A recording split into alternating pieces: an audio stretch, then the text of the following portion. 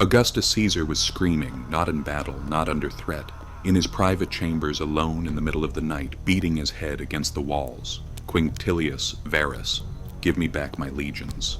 3 legions, 20,000 men, the finest soldiers the ancient world had ever produced, gone in 3 days, not defeated in open battle, not outmaneuvered by a superior army, swallowed by a forest. Augustus wore black on the anniversary for the rest of his reign. He fasted. He mourned like a man who had lost something irreplaceable. He had. But here is what should stop you cold. The man who destroyed those legions didn't come from the darkness of Germania. He came from Rome itself. Rome had found him as a child, brought him to its center, educated him, promoted him, trusted him, and sent him back north wearing the empire's own face. Rome didn't lose to an enemy. Rome lost to itself. Drawn from history. His name was Arminius, and Rome had built him into exactly the weapon that would destroy them. He was born around 18 BC, a prince of the Cherusci, one of the most powerful Germanic tribes east of the Rhine. When he was a boy, his father made the only calculation available to him. Resistance was impossible. Cooperation was survival. He handed his sons to Rome as hostages. Arminius was perhaps 10 years old when he left the forests of Germania. Imagine that journey, the trees thinning, dirt paths becoming stone roads, and then Rome itself, marble columns catching morning light, aqueducts carrying water across valleys, hundreds of thousands of people moving in organized patterns. He was a child from the forest. He'd never seen anything like it. And the legions. The first time he watched a Roman legion march, synchronized movement, disciplined silence, the ground vibrating beneath 80,000 feet moving as one. Something in him understood that this was not simply power. It was something engineered and perfected over centuries into a force that felt less like an army and more like a natural law. Rome watched the boy absorb all of this and felt satisfied. One afternoon, an old Roman officer stopped beside the boy as he watched a legion crossing the training ground. "You learn quickly," the officer said. "One day you'll wear that armor better than most Romans born into it." The man smiled and walked away. Arminius never answered. Years later, those same lessons would march back into the forest with him. What Rome intended was simple. Take the sons of tribal nobility, educate them, train them, give them citizenship, rank, ambition, send them home loyal. It worked, usually. With Arminius, it worked brilliantly, right up until the moment it catastrophically didn't. He grew into the life Rome gave him completely. By his 20s, he spoke Latin without accent. He wore Roman armor unconsciously, the way men wear clothing they have owned for years. He commanded auxiliary forces in the Balkans and fought well enough to earn the rank of equites. His superiors described him as gifted, reliable, fully Roman in everything that mattered. They were not wrong. That was the terrible part. Rome had not simply trained Arminius, it had genuinely entered him.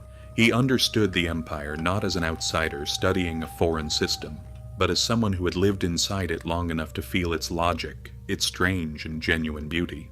He respected it, perhaps more than most Romans did, because he had arrived from outside and could see clearly what they had built. There were moments when he wondered if Rome had already won, if a man could think in Latin, fight like a Roman, dream inside Roman walls. At what point did he stop belonging to the people who had sent him there? He never found an answer, but beneath the respect, sitting quiet and still, was something else. His people. What was happening to them? How the empire absorbed nations the way fire absorbs wood, completely, leaving only ash shaped into Roman forms. He never spoke this aloud, not once in all his years in Rome. He carried it the way you carry a wound that is closed cleanly, invisible from outside, always present. He processed his years inside the Roman machine through a single persistent question. Every formation drill revealed a vulnerability in broken terrain. Every supply chain exposed a dependency. Every campaign showed him precisely how Roman legions fell apart when they couldn't deploy in the open formations they had been built for. Where would this fail? He went home to Germania around 7 or 8 AD. The Romans sent him to help govern the region alongside their new governor, Publius Quinctilius Varus. Varus liked him immediately. This was not carelessness. Varus was an experienced administrator, but Arminius was exactly the kind of man he had been told to cultivate. A Germanic noble who had chosen Rome, who spoke its language, who wore its insignia without self-consciousness. They ate together most evenings. They talked about the province, about governance, about the particular challenge of managing people with no tradition of formal law. Varus had begun speaking to him less like a subordinate and more like a colleague. Sometimes the governor would ask what Arminius thought before making his own decision. Sometimes he laughed at Arminius's observations. Trust rarely announces itself. It simply becomes normal. Arminius watched the trust deepen, week by week, dinner by dinner. He led it. There was a man who tried to warn Varus. Segestes, also Cherushi, personally hostile to Arminius. He came directly to the governor. He was specific. He named Arminius. He said, "Arrest him now, before it's too late." Varus thanked him, dismissed it. This is the detail that makes the story almost unbearable in retrospect. The warning existed. It was specific. Varus simply could not make himself believe that the man who sat at his table every night, who spoke Latin better than some Romans, who carried Roman rank, that man was a threat. Some mistakes look obvious from outside them. This one had a friendly face and excellent manners. September 9 AD. 3 legions preparing to march west to winter quarters. Standard movement. No particular anxiety. Arminius came to Varus with a report. A small rebellion to the north. He knew a shortcut through the Teutoburg Forest. Quick, efficient, they'd still reach safety before winter. Varus gave the order to turn north. Arminius requested permission to ride ahead. He'd rally friendly tribal forces to meet the army on the other side. Varus agreed. For a brief moment, Varus watched him disappear between the trees. There was no hesitation, no suspicion, only the quiet confidence of a man watching someone he believed was entirely his. Arminius rode into the trees. He did not rally friendly forces. He completed the coalition he had been building in secret for months. Cherushi, Marsi, Bructeri, rival clans who had suspended their blood feuds for the single purpose of what was coming.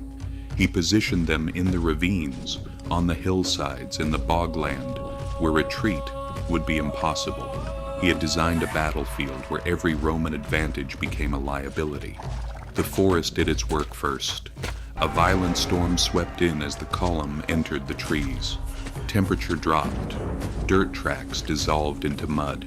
The column stretched 9 miles long, thin, slow, threading through terrain where no Roman formation could properly deploy. The attack began at the tail. No battle cry, no charge. Stragglers disappeared. Supply handlers vanished. Patrols stopped returning. The soldiers at the front didn't yet know the men at the rear were already dying. Then the hillsides erupted. Javelins from concealed positions. Not a single volley, but continuous rhythmic rain from angles the Romans couldn't reach. The legionaries tried to form the testudo, but the trees were too close, the ground too broken.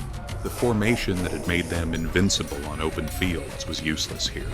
The Germans struck from undergrowth, drove blades into exposed flanks, and melted back into the trees before the infantry could respond. Again and again. The column shortened from the rear as men fell and the forest closed over them. That night the survivors built a camp. They burned their wagons. They listened to sounds in the darkness they couldn't identify. The Germans were celebrating. The Romans listened to voices they could hear but never see. Every sound beyond the firelight became another enemy, for the first time in generations. Rome was afraid of the dark. Nobody slept. 2 more days of the column eroding, officers shouting into noise that swallowed their voices. The discipline that had made Rome unstoppable, coming apart quietly, in the mud and the dark. Then the path compressed. A steep hill on one side, on the other, a vast, impassable bog, calcrease. Arminius had prepared this place. On the hillside, the Germanic forces had built a long camouflaged wall of compacted earth and timber, running parallel to the path for a 1/4 mile. invisible until the column was already inside it. The Germans stood on top of it, elevated, unreachable. They rained stones and spears down into the packed column that had nowhere to turn. The Romans were not outfought. They were outbuilt. Cavalry tried to storm the rampart. The horses panicked, trampled their own infantry. The Germans opened gaps, surged out to bring down the horses, retreated back to safety. The discipline that had made the legions the most feared force in the world finally cracked under pressure. It had never been designed to withstand. A group of soldiers broke for the bog. The bog took them. Some men dropped their shields. Some called for officers who were already dead. Others simply stopped moving. The legions had not forgotten how to fight. They had simply entered a place where fighting no longer mattered. Varus looked at what remained. The column broken. The eagles surrounded. The extraction route blocked by a wall built days before the battle began. Somewhere in him, perhaps, he thought of Arminius, of the dinners, of the evenings, of the man he had trusted more than any warning. He drew his sword.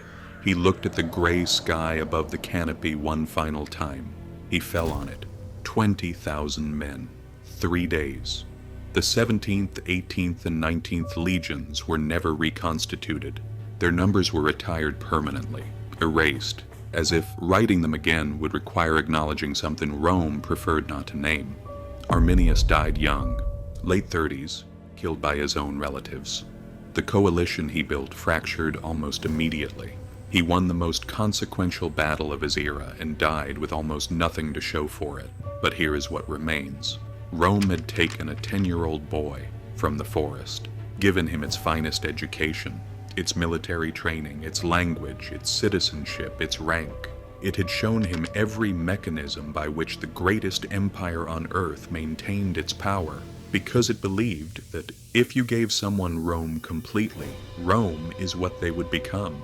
Arminius became something Rome never anticipated. He took everything they taught him, every formation, every weakness, every gap between the empire's confidence and its actual limits, and used it with more precision than most Romans ever possessed. Rome believed it had transformed a German prince into a Roman. It never imagined it had transformed a German prince into the only man who truly understood how Rome could be defeated. Rome looked at Arminius and saw its greatest success. Everything Rome admired in him, discipline, patience, strategy, calm under pressure, had been taught by Rome itself. Nothing about the weapon was foreign, only the direction it was pointing. It was looking at its own destruction, and it never saw the difference. Empires spend centuries preparing for enemies beyond their borders. Almost none prepare for the one they patiently create themselves. Until the forest. Thanks for watching. If you liked the video, please subscribe and leave a like. You can also write in the comments which historical topics you'd like to see next. See you in the next video.